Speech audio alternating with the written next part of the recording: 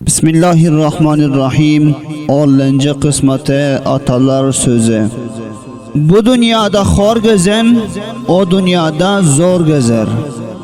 Dağı daşı yıl bozar, adam zade dil bozar.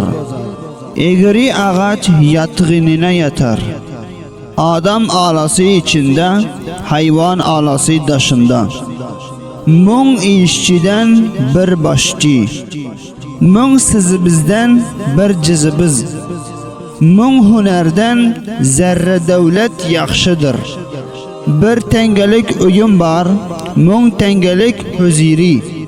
Gorki gorman gora girmek yok. Gan bilen giren can bilen çıkar.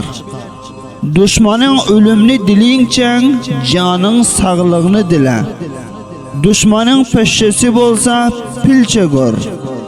Kone düşman dost bolmaz, garrı keçe ak bolmaz. Ağzı bir bolan doğan asmandakini kaçırar. Ağzı ala bolan doğan elindakini uçurar.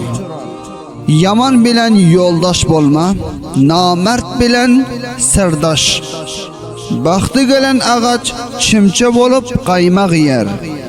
Bahtı yatan ağaç gazık bolup tokmaq yer. Dostun namert bolandan düşmanın mert bolsun.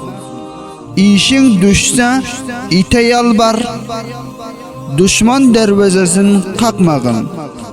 Elim işli bolandan bahtım güçlü bolsun. İşanın kabarsan iş var. Erteki cigerden bugünkü oykan yaxşıdır.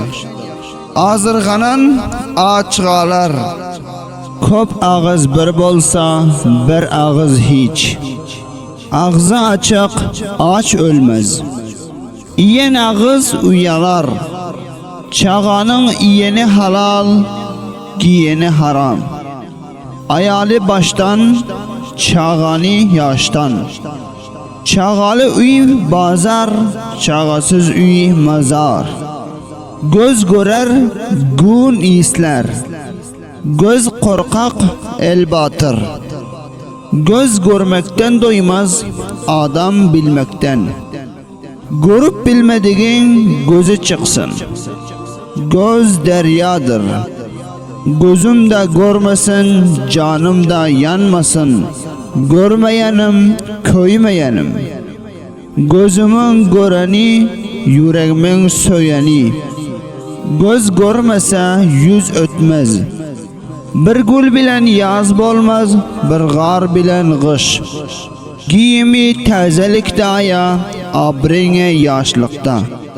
Gül tikensiz bolmaz. Her gülün bir iyisi var. Baye mal basar, garibe gam. Akıl artık balık yok, sağlıktan kıymet zat.